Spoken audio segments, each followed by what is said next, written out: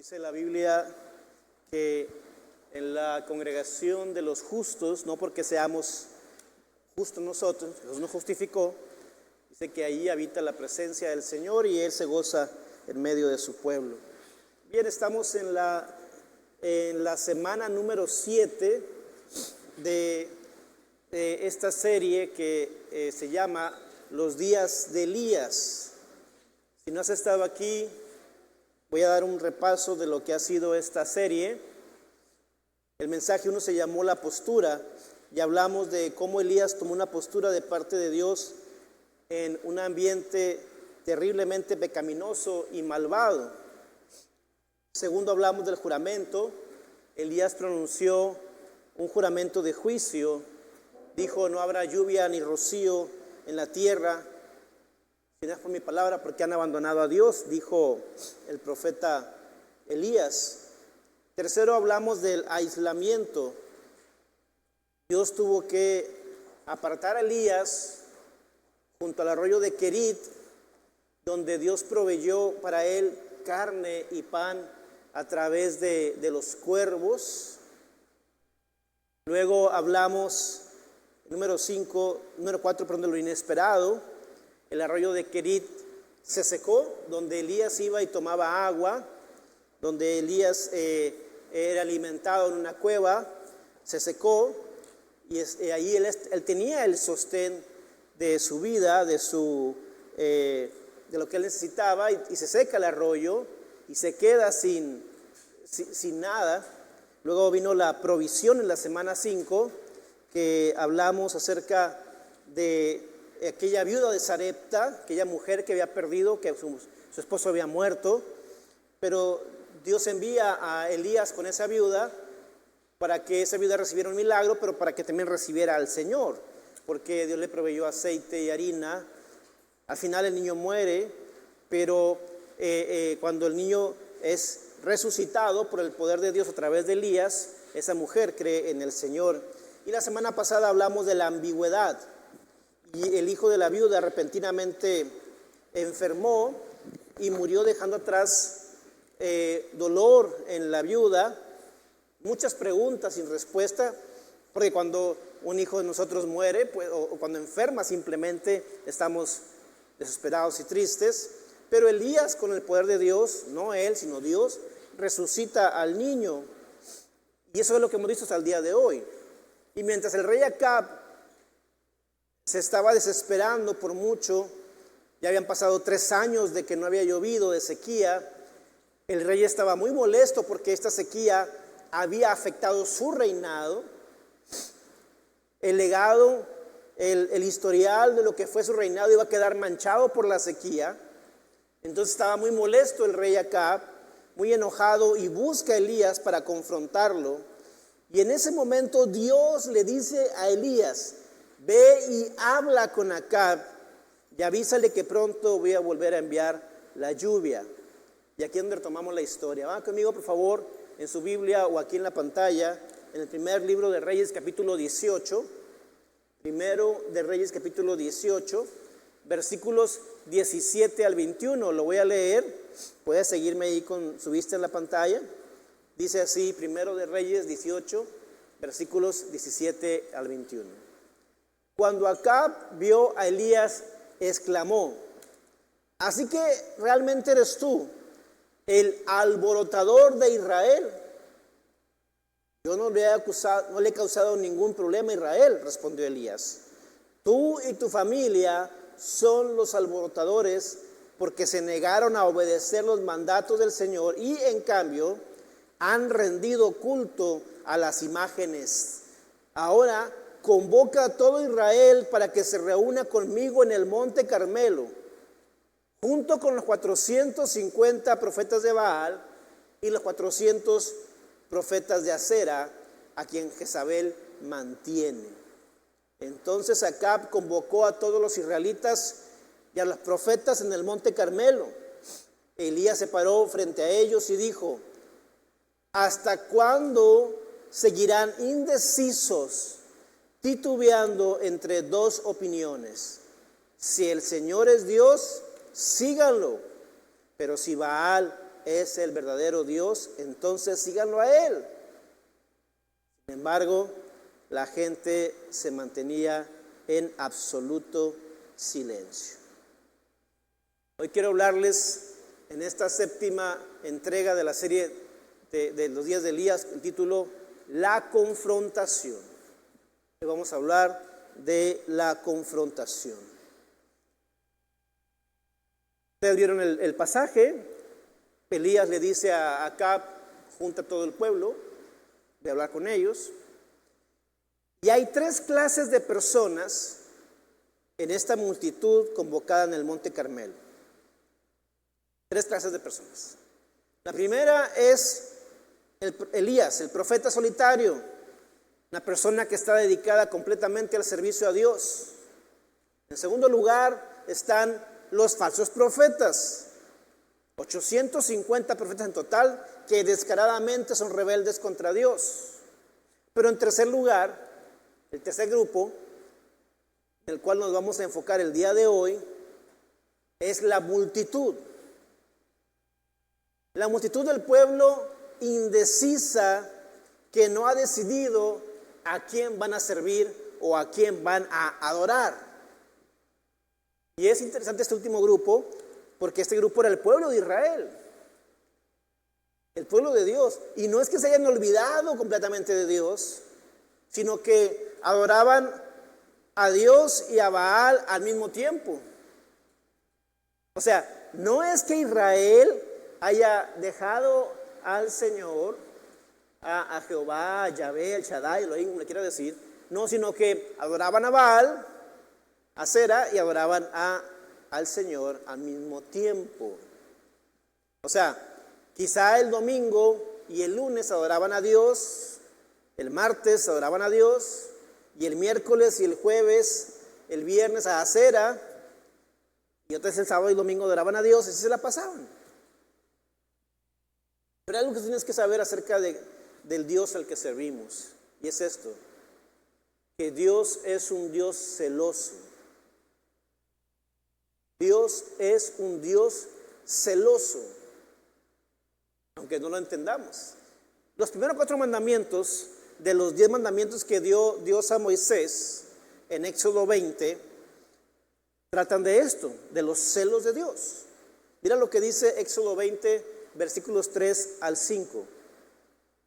No tengas ningún otro Dios aparte de mí. No te hagas ninguna clase de ídolo ni imagen de ninguna cosa que está en los cielos, en la tierra o en el mar. No te inclines ante ello ni le rindas culto, porque yo, el Señor, tu Dios, soy Dios celoso, quien no tolerará que entregues tu corazón a otros dioses.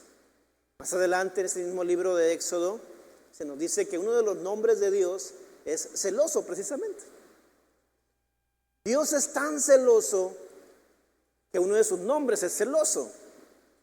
Ahora, esto nos incomoda porque en nuestro tiempo actual los celos no se consideran buenos. Tienen una connotación negativa. Pensamos en ese novio agresivo, posesivo, que es sensible ante cualquier otro hombre y lo percibe como un rival. O pensamos en la novia que quiere revisar el celular del novio para ver qué mensajes tiene. O pensamos en personas codiciosas, envidiosas, que resienten lo que otras personas tienen. Este tipo de celos evidentemente son un pecado. De hecho, el último mandamiento los prohíbe: no codiciarás. Pero los celos de Dios son santos y son justos. No podemos categorizar a Dios como categorizamos a los seres humanos. Dios es santo y es justo, aún su celo es santo y es justo. Si tú entiendes lo que yo te voy a explicar, va a cambiar tu concepto de la naturaleza celosa de Dios. Mira lo que te voy a decir. No hay Dios más grande que nuestro Dios. No hay Dios más perfecto que nuestro Dios. No hay nadie que pueda dar darle a tu vida significado, propósito, como lo hace nuestro Dios. No hay nadie que te pueda proteger como te protege Dios. No hay nadie que quiera darte alegría verdadera y felicidad eterna como lo quiere hacer nuestro Dios. Por eso es un Dios celoso. No comparte su gloria con nadie. No comparte tu atención con nadie. En los Salmos, Dios nos dice que las personas que hacen ídolos y confían en ellos se vuelven tan inútiles como los ídolos que hacen. Entonces, escúchame bien. Es por tu bien. Es por amor a ti que Dios no tolera que le des tu afecto a ningún otro Dios, a un ídolo, porque Él sabe que nada podrá satisfacerte como Él te puede satisfacer. Esos falsos ídolos nunca podrán amarte como Dios te ama. No podrán darte propósito como Dios te da propósito. No pueden salvar tu alma como Dios salva tu alma. Por eso Dios es celoso. Es por ti, es por tu bien, es por amor a nosotros que Él es así. Ahora, la multitud en la historia era el pueblo de Dios, era Israel. Él los amaba y quería enviar la lluvia de nuevo, porque ya habían pasado 3 años y medio sin lluvia. Quería que ellos prosperaran, que tuvieran alimento, tuvieran alimento para ellos, para los animales. Pero ningún otro Dios podía hacer eso por ellos, solamente el Señor. Entonces la sequía, hermanos, no era un juicio de retribución. No era Dios diciendo, ahora me la vas a pagar, Israel. No, era más bien un acto de gracia. Dios estaba intentando llamar su atención y reconquistar sus corazones. A veces las sequías en nuestras vidas, como ustedes quieran llamar, falta de dinero, de salud, de relaciones personales, son Dios tratando de llamar tu atención. Y para que esto sucediera, era necesario confrontar su indecisión, porque estaban indecisos. Y es lo que vamos a ver el resto de nuestro tiempo juntos aquí. Vamos a confrontar cualquier indecisión, cualquier falta de lealtad, como decía Carlos hace rato en la alabanza, cualquier falta de lealtad a Dios en nuestras vidas. El desafío de Elías nos muestra algunos rasgos del carácter que debe tener un cristiano fiel. Y vamos a ver cómo se manifiesta la fidelidad en un cristiano que está decidido a buscar a Dios. Así que número 1, practica la lealtad. Un cristiano decidido practica la lealtad. Y eso hemos hablado aquí muchas veces de esta parte de la lealtad. Porque no podemos ser hijos de Dios si somos desleales a Dios, si somos desleales a nuestros hermanos, a nuestros esposos, parejas, amigos. La lealtad es un distintivo, un rasgo muy importante en la vida de los cristianos, de los hijos de Dios. Vamos a leer Primero de Reyes, capítulo 18, versículo 21. Dice así: Elías se paró frente a ellos y dijo: ¿hasta cuándo seguiréis indecisos, titubeando entre 2 opciones? Si el Señor es Dios, síganlo. Pero si Baal es el verdadero Dios, entonces síganlo a Él. Sin embargo, la gente se mantenía en absoluto silencio. En otras palabras, decídanse. Decidan a quién van a servir. Era lo que Elías estaba diciendo. El libro de Apocalipsis nos dice que Dios no aguanta, no resiste, no tolera que seamos tibios. Es mejor ser fríos o calientes, pero si somos tibios, Dios nos vomitará de su boca, dice el Señor. a los tibios Dios los vomita de su boca. Es decir, le causa náuseas a Dios cuando tú eres tibio, cuando no te decides a vivir para Él y servirlo a Él o no. Cuando queremos estar con un pie adentro y un pie afuera, cuando queremos servirlo a veces sí y a veces no, cuando queremos comprometernos sí, a veces no queremos comprometernos, dice que Él se siente con náuseas de ti. Duro, pero es la verdad. Santiago nos dice que el hombre de doble ánimo o la persona de doble ánimo no puede esperar nada en su vida. La persona de doble ánimo es inútil. Y es lo que está confrontando Elías, la indecisión de la gente. Ahora, la tentación es, que en estos pasajes de la Biblia, es descartarlos. O sea, no pasarnos de largo, no queremos confrontarnos a nosotros mismos. Pero cuando nosotros pensamos en la idolatría, nos imaginamos gente que se inclina ante estatuas, a imágenes de papel, de yeso, ante dioses falsos. Cuando pensamos en idolatría, nos imaginamos a las vírgenes y gente arrodillada delante de la Virgen. Me hace recordar a una maestra que hizo un experimento en sus alumnos y les dijo: niños, quiero que vayan a sus casas y en su casa observen a sus papás y me digan qué dioses adoran sus papás.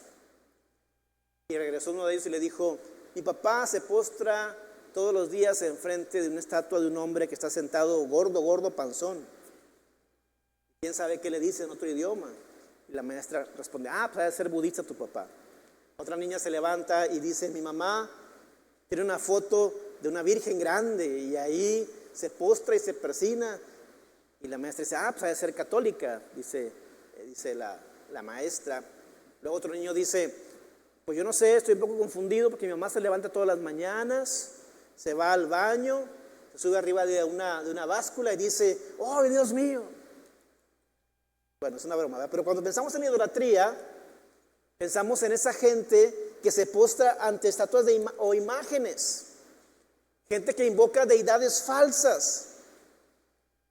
Pero vamos a definir la palabra ídolo para tener una mejor entendimiento, un mejor panorama de lo que es un ídolo. Un ídolo es cualquier cosa en la que confiamos para obtener una bendición, ayuda o dirección o protección, en lugar de tener nuestra confianza plena en el único Dios vivo y verdadero. El pastor Tony Evans lo define de esta manera: un ídolo es cualquier cosa o persona, lugar o pensamiento ilegítimo que consideres tu fuente de amor, protección o fe. Ahora, una buena definición bíblica la encontramos en 1 de Juan, capítulo 5, versículo 2.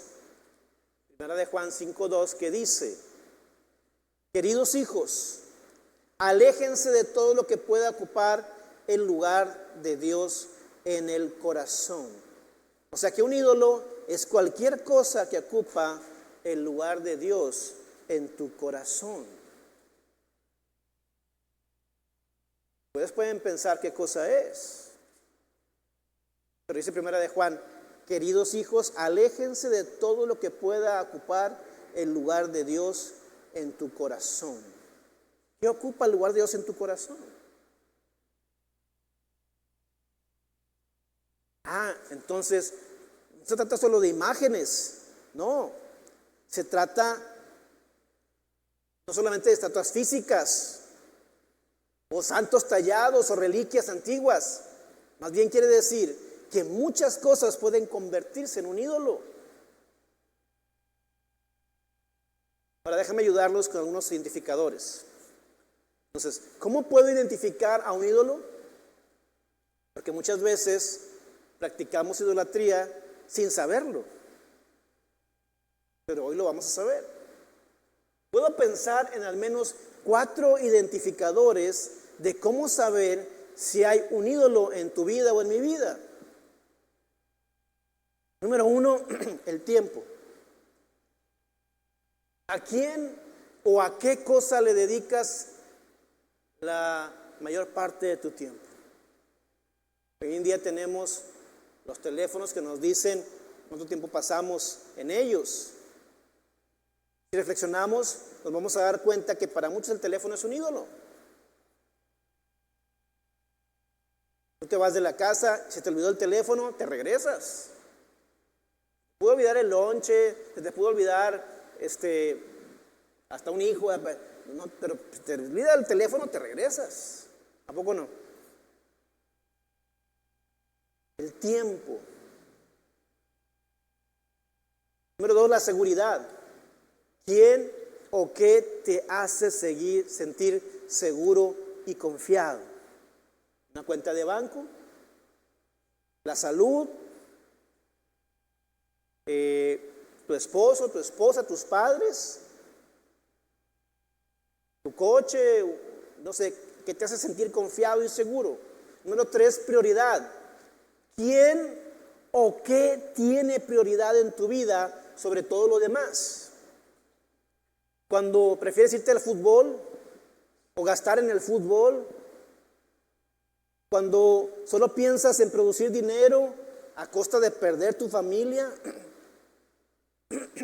cuando piensas en descansar o pasear en lugar de venir a la iglesia, ¿qué o quién tiene prioridad en tu vida? Número cuatro, concesión. O sea, ¿quién o qué debilita tu decisión de guardar los mandamientos de Dios? Porque tenemos convicciones claras o deseos de servir a Dios.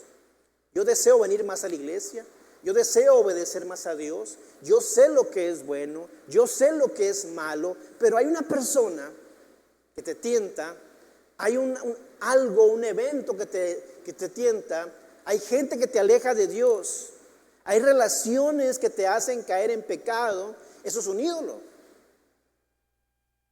porque haces concesiones de tus convicciones.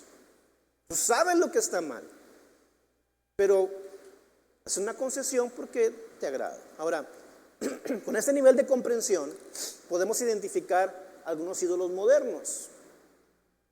Hoy en día la idolatría se puede encontrar en nuestra obsesión por la riqueza material. Queremos acumular, tener la mejor casa, el mejor coche, o por nuestra obsesión en las relaciones personales. Quiero una pareja que sea como yo quiero, o por mi estatus social, quiero que la gente me vea en cierta proyección, o por el entretenimiento, me gusta, escalar la montaña, el fútbol o el videojuego, la tecnología, quiero el mejor celular, la mejor computadora, el coche más moderno, incluso nuestra propia autosuficiencia. Yo quiero ser autosuficiente y no depender de nadie. Y en sí misma, ninguna de estas cosas es tan mal. Nada de esto que acabo de mencionar es malo. Pero cuando empiezan a tomar tu corazón, cuando te alejan de Dios, cuando ocupan tu lugar en tu corazón que le pertenece a Dios, se convierten en ídolos. No está mal tener una buena casa, un buen coche, una buena relación, una tecnología moderna, no. El problema es cuando tú pones primero eso que a Dios. Y debemos entender que cuando el enemigo no te puede destruir, te querrá distraer. Cuando el diablo no te puede tocar, porque eres hijo de Dios, te va a querer distraer. Es posible que en nuestra era moderna no tengamos ídolos como Baal, o como Acera, o la Virgen de Guadalupe, o San Judas Tadeo, pero ciertamente nos enfrentamos a numerosas distracciones y prioridades en competencia que exigen nuestra devoción.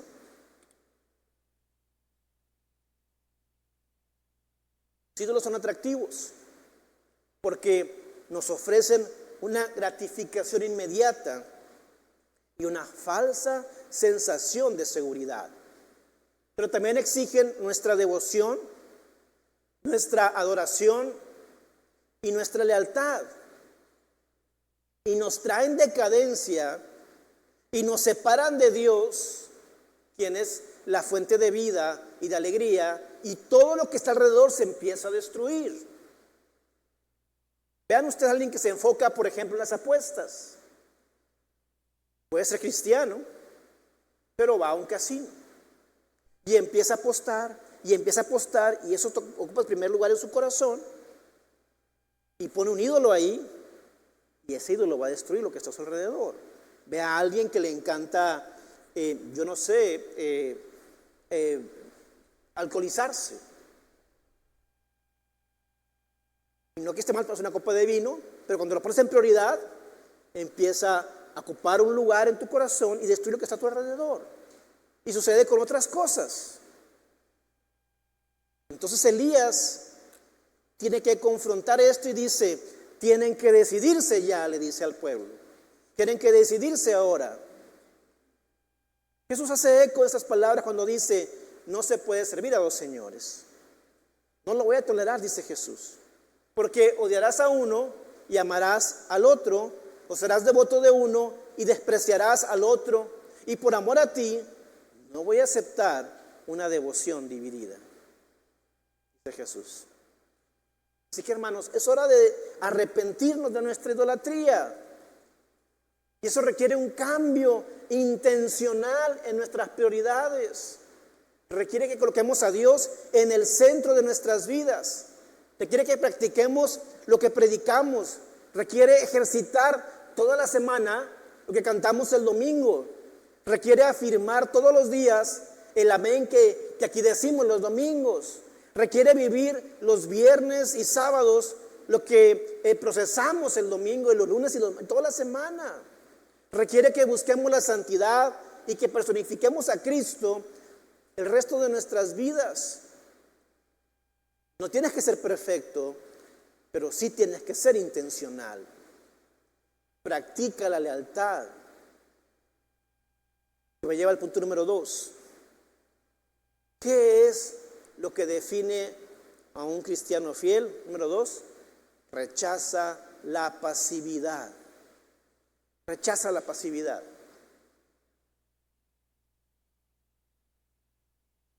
Durante años yo fui muy dado a causar polémica. Ya me arrepentí, pedí perdón a Dios y ya no lo hago más. Pero fui muy dado a causar polémica. Pues, dice un dicho, ¿cómo? Cría fama y se te va a dormir, ¿verdad? Así dice un dicho. Entonces, ahora en las redes sociales, yo publico algo y todo el mundo me tunda, ¿no? Qué bonito día, no, que cuál día, que no sé qué, ahí empiezan yo, por eso, ¿verdad? No sé. Entonces, por otro lado, también empecé a tener mucha gente que me seguía y que aportaba a favor o en contra de lo que yo publicaba. Y bueno, está bien. De alguna manera es influencia. Yo de ayer publiqué algo en contra de los Juegos Olímpicos, que fueron un mugrero, una dosis tremenda de progresismo, de la cultura woke, que no es nada más que la homosexualidad, la cultura queer, la cultura, las drag queen, todo eso que es gente homosexual pervertida. Y eso metido a los Juegos Olímpicos. Ahora alguien me dijo, no, estás equivocado, tú estás en contra de eso porque era una parodia de la Santa Cena, y no es eso. Dije, no, yo no dije que era la parodia de la Santa Cena, yo sé lo que estaban ahí hablando, era un banquete de un dios francés, de la mitología francesa, la cultura francesa. Yo no lo relacioné con la Santa Cena, y lo que digo es la perversión de la homosexualidad que hay ahí, del sexo que se ha pervertido, y que hay incluso niños en esa inauguración de los Juegos Olímpicos. Pero vivimos en un mundo, déjame decirte esto, que quiere que tú guardes silencio. Vivimos en un mundo que te quiere amedrentar. Vivimos en una sociedad que quiere que tú toleres todo y celebres todo, como los Juegos Olímpicos, y que cada quien en su onda, en su mundo, respete las perversiones, pero no te quieren respetar a ti. Quieren tolerancia, pero son intolerantes contigo. Pero mira lo que dice el versículo 21, primero de Reyes 18:21, dice: Elías se paró frente a ellos y dijo: ¿hasta cuándo seguirán indecisos, titubeando entre dos opiniones? Si el Señor es Dios, síganlo, pero si Baal es el verdadero Dios, entonces síganlo él. Sin embargo, ¿qué? La gente que se mantenía como en absoluto silencio. La segunda cosa que Elías tenía que confrontar era el silencio del pueblo de Dios. Recuerda que esta gente era el pueblo de Israel, el pueblo de Dios verdadero, y su silencio era representativo de todo lo que habían callado cuando Acab y Jezabel introdujeron la idolatría a Israel, a toda la nación. Quiero decirte que durante todo este tiempo el pueblo se había quedado en una zona neutral. Habían seguido el juego, habían sido apáticos, habían permanecido en el silencio. Porque es muy fácil ser neutral. No, yo no juzgo, no, yo no critico, no, yo respeto. Se quiere mantener neutral, pero no se puede o no se debe. Como hijo de Dios, el silencio nunca será una opción. Existe una poderosa dinámica entre lo que creemos y lo que decimos. Somos un pueblo llamado a levantar la voz. Escúchame bien. Somos un pueblo llamado a levantar la voz. Pastor, pero es que yo por naturaleza soy muy tímido, muy callado. Ok, puedes ser tímido socialmente, pero espiritualmente no tienes opción. Guardar silencio no es una opción, tienes que orar. Fuimos creados a imagen y semejanza de un Dios creador. ¿Y cómo es que Dios creó el universo y todo lo que hay? Con su palabra. Y Dios dijo: sea la luz, y fue la luz. Y las lumbreras no vinieron hasta el cuarto día en Génesis 1. Quiere decir que existieron 3 días con luz, sin un sol y sin una luna, para explicar la luz. ¿Qué era la luz entonces? La palabra de Dios. Dios nos dio el sol y la luna para que no nos volvamos locos y para que tengamos una explicación científica. Pero Dios no necesitaba las lumbreras, su palabra era suficiente. Ahora, Él es el creador omnipotente.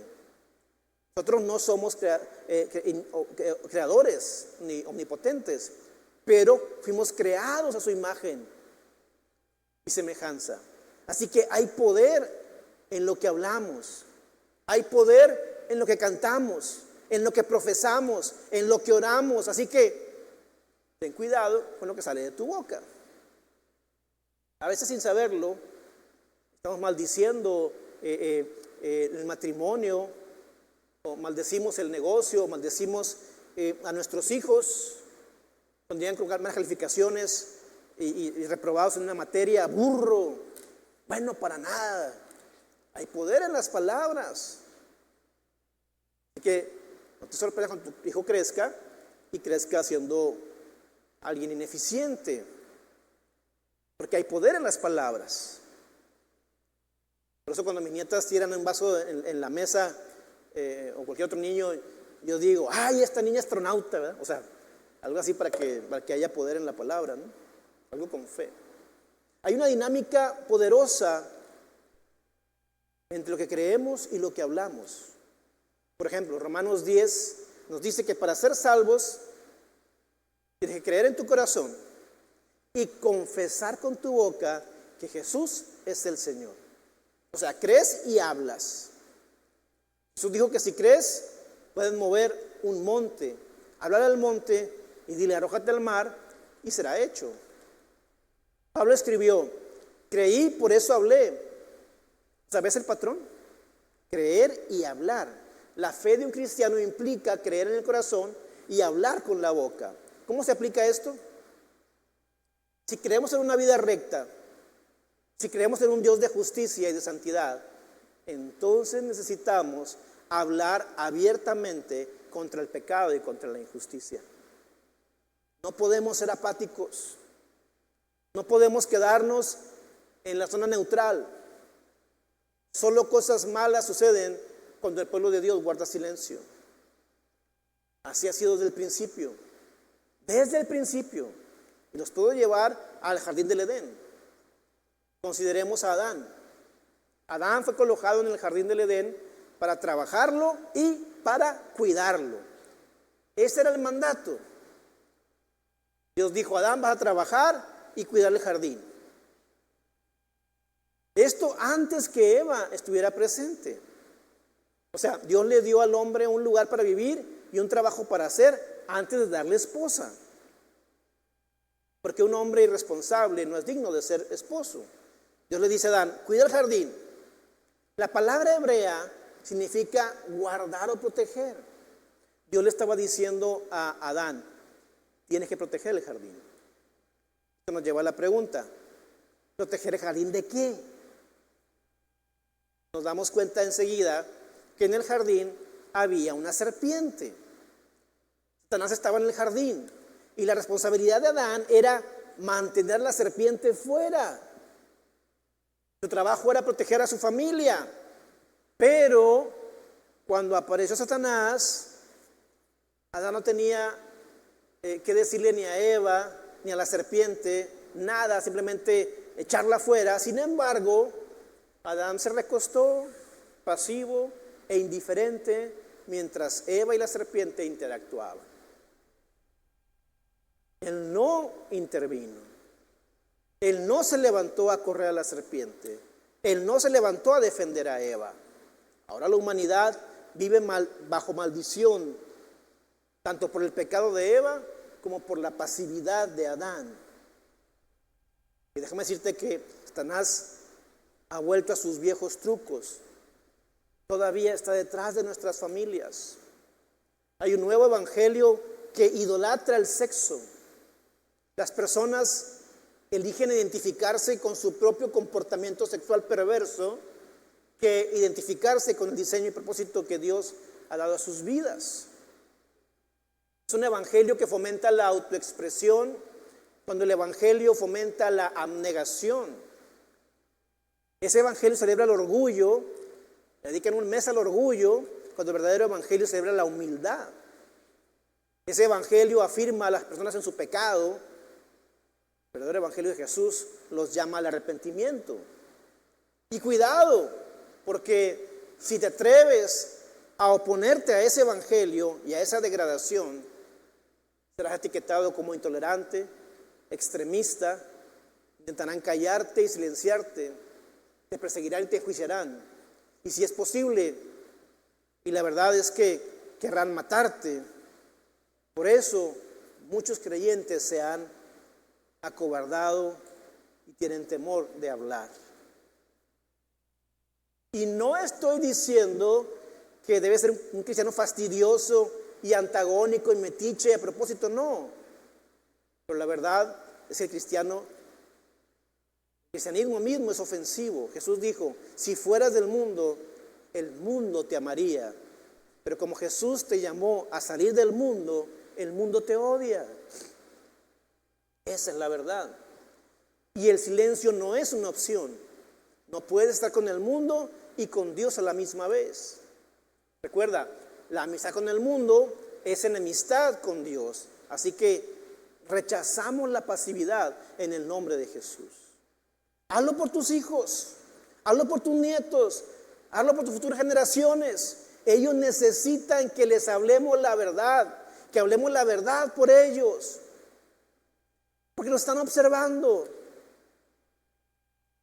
se están viendo y van a aprender de nosotros una de dos cosas: o coraje o complacencia. Y te digo que inevitablemente la complacencia de hoy es la cautividad del mañana. Lo repito, la complacencia de hoy es la cautividad del mañana. Rechazamos la pasividad en el nombre de Jesús. Otra forma de fomentar la fidelidad a Dios es, número 3, liderar con valentía. Dice 1 Reyes 8:22. Entonces Elías les dijo: yo soy el único profeta del Señor que queda. pero Baal tiene 450 profetas. Ahora, traigan 2 toros. Los profetas de Baal pueden escoger el toro que quieran, que luego lo corten en pedazos y lo pongan sobre la leña de su altar, pero sin prenderle fuego. Yo prepararé el otro toro y lo pondré sobre la leña del altar y tampoco le prenderé fuego. Después, invoquen ustedes el nombre de su Dios y yo invocaré el nombre del Señor. El Dios que responda enviando fuego sobre la madera, ese es el Dios verdadero. Y toda la gente estuvo de acuerdo. En la antigüedad se acostumbraba a ofrecer animales en ofrenda y sacrificio. Hacían un altar. El altar era poner piedras una encima de otra. Arriba de las piedras poner leña. Y arriba de la leña poner el animal destazado, cortado en pedazos. Y luego prenderle fuego a la leña para que ese animal se quemara. Y el olor de ese animal, esa carne asada, pues, era olor fragante delante del Señor. Así se acostumbraba. Y entonces le dice Elías a los profetas de Baal: ok, ustedes son 450 de Baal y 400 de Acera. Hagan su altar de piedras, pongan su leña, escojan el toro, córtenlo en pedazos, pónganlo ahí arriba. Yo hago lo mismo con mi toro, con mi altar, mi leña, mi toro. Y el Dios que responda con fuego, ese será el Dios. Y dice la Biblia, y la gente estuvo de acuerdo. Yo quiero que pienses, hermano, en esta hora, el valor que necesitó Elías. Primero, para ir a donde estaba Acab, sabiendo que el rey Acab lo quería matar. La valentía que se requería para que Elías dijera: sí, Señor, voy a obedecer y le voy a avisar al rey que tú has dicho que va a regresar la lluvia. Pero antes de la lluvia, primero la confrontación. Antes de que llueva, primero los voy a confrontar. Y luego imagínate la sensación de soledad. 450 profetas de Baal y 400 de Acera y un solo Elías. Uno solo. Pero ¿cuántos saben que tú y Dios son mayoría? Ninguna arma forjada contra ti prosperará. Mayor es el que está en nosotros que el que está en el mundo. Y si Dios con nosotros, ¿quién contra nosotros? Entonces Elías no titubeó. Elías se quedó ahí, valiente, solo, superado enormemente en número, pero invencible en las manos de Dios. Porque un cristiano fiel aceptará la responsabilidad de demostrar el poder de Dios ante el mundo, aunque sea mayoría. El plan de Dios y el plan de Elías eran muy atrevidos. Quería proporcionar pruebas innegables que el Señor del cielo es el único Dios verdadero. El plan era atrevido, pero sencillo. Baal era adorado, entre otras cosas, como el dios del sol, o sea, el fuego del universo. Seguramente un dios así podría enviar fuego del cielo y relámpagos para encender el sacrificio. Al mismo tiempo, Elías estaba estimulando los corazones de los israelitas, que durante mucho tiempo habían tenido una conexión con el fuego y con Dios. El fuego había despertado en la mente y los corazones de los israelitas muchas memorias. Por ejemplo, Moisés, el libertador, fue llamado a liberar al pueblo de Israel de la esclavitud, y el llamado de Moisés lo recibió en una zarza ardiente, prendida en fuego, pero no se consumía. Cuando el pueblo salió de Egipto y era de noche y hacía frío y estaba oscuro, había una columna de fuego que los guiaba a través del desierto oscuro y les daba calor. En el monte Sinaí, cuando el Señor descendía, se cubría el cerro, la montaña de humo, porque el Señor encendía en fuego, dice la Biblia. En el antiguo tabernáculo, cuando aparecía la gloria del Señor, dice la Biblia que fuego brotaba de la presencia del Señor y consumía el holocausto en el altar. Entonces, con este desafío, el Dios que responda con fuego, ese sea Dios. Elías estaba intrigando, está reavivando los corazones de la gente, recordándoles sus experiencias pasadas con el Dios vivo y verdadero, con Jehová de los ejércitos. Y Elías le dio a los profetas falsos todas las ventajas. Les dijo: ustedes vayan primero, hagan lo que tienen que hacer, tómense su tiempo, no les voy a poner límite. Y así fue durante horas. Desde la mañana hasta el mediodía, 6 horas en total, gritaban: Baal, respóndenos, Baal. Gritaban los profetas. Pero dice la Biblia que no había respuesta. Luego comenzaron a saltar y a bailar alrededor del altar que habían construido. Pensaron: si levantamos la intensidad y junto con el grito bailamos, quizá Baal nos va a responder. Mientras tanto, me imagino a Elías simplemente parado, con brazos cruzados, apoyado contra un árbol, con una sonrisa media sarcástica en su rostro, burlándose. Porque mira lo que dice la Biblia.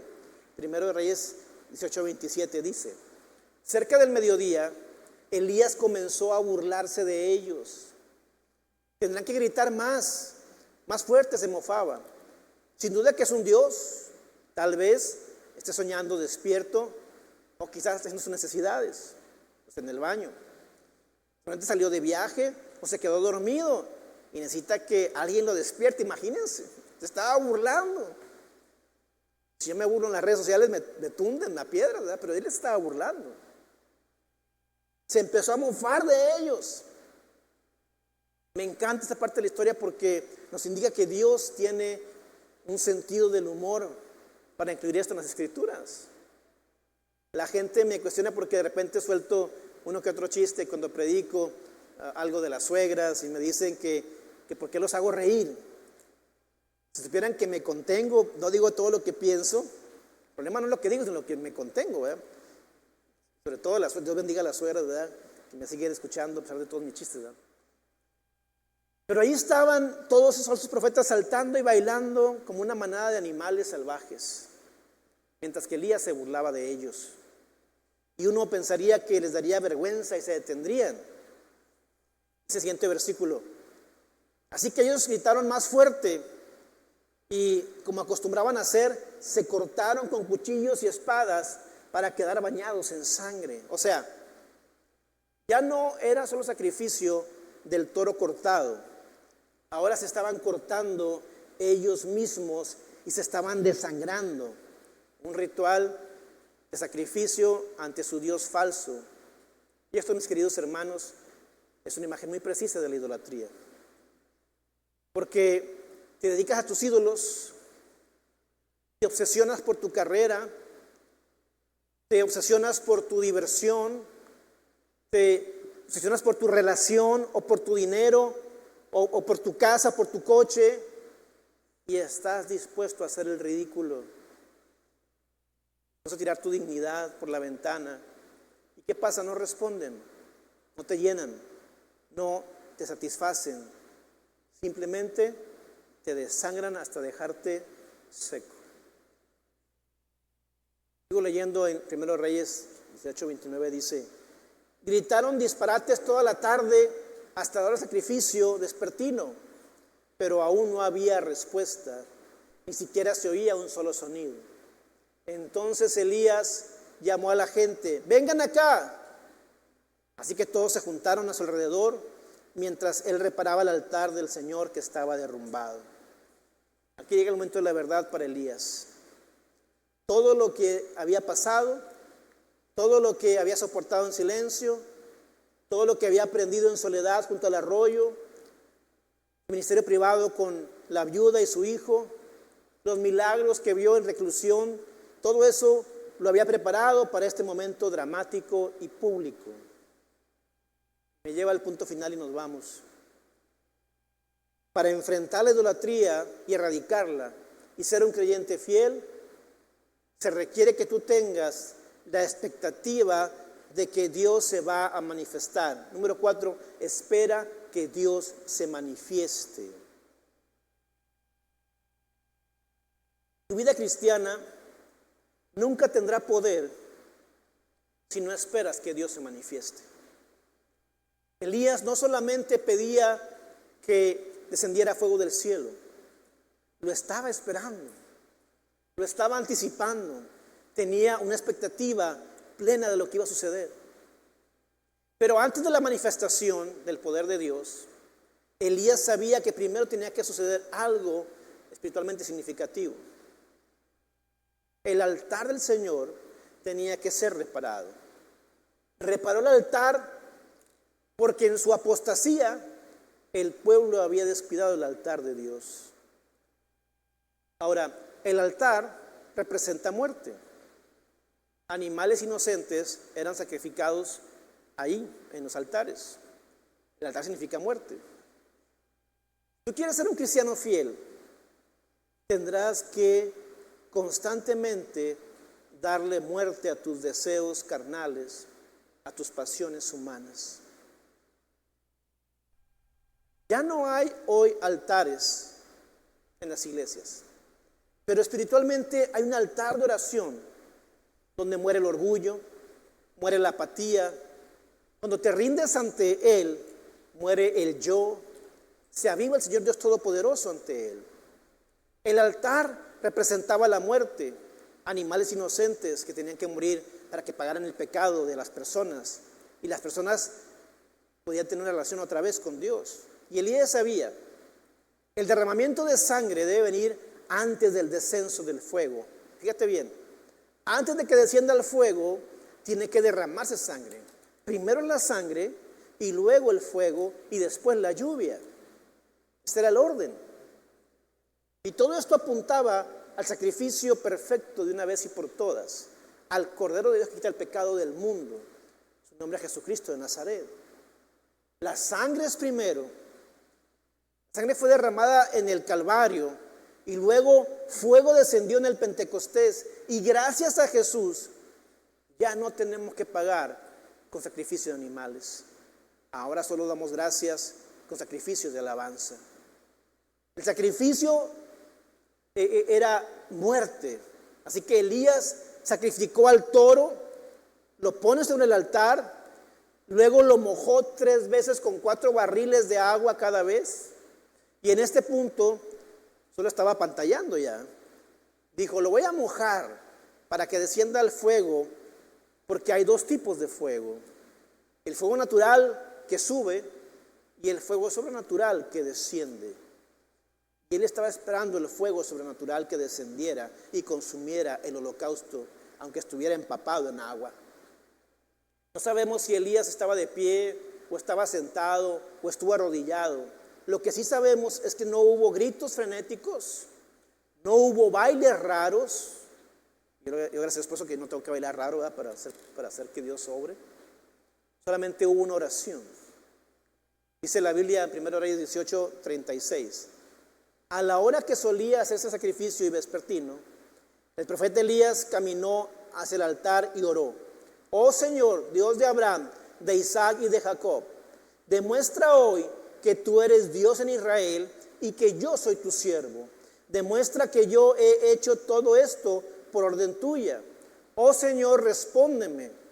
Respóndeme para que este pueblo sepa que tú, oh Señor, eres Dios y que tú los has hecho volver a ti. La Biblia dice que después de esta pequeña oración, al instante el fuego del Señor cayó del cielo y consumió el toro, la leña, las piedras, el polvo y hasta lamió el agua de la zanja. Cuando la gente vio esto, todos cayeron rostro en tierra y exclamaron, el Señor es el Dios. Sí, el Señor es el Dios.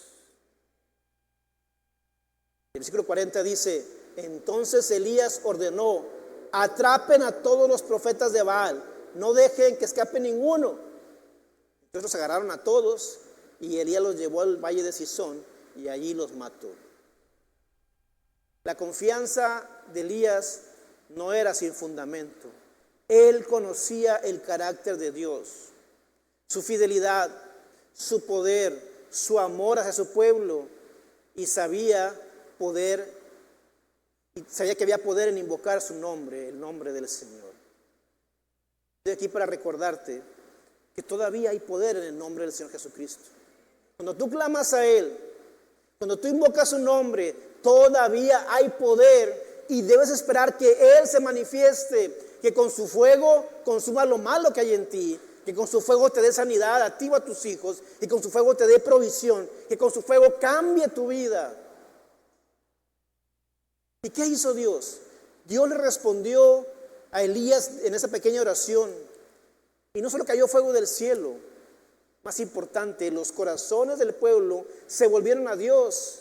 Incluso prendieron a todos los profetas y los mataron.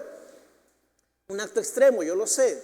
Pero la idolatría es tal cáncer para tu alma que debe ser erradicada completamente. Tienes que arrancar el cáncer de la idolatría de tu vida. ¿Y adivina qué?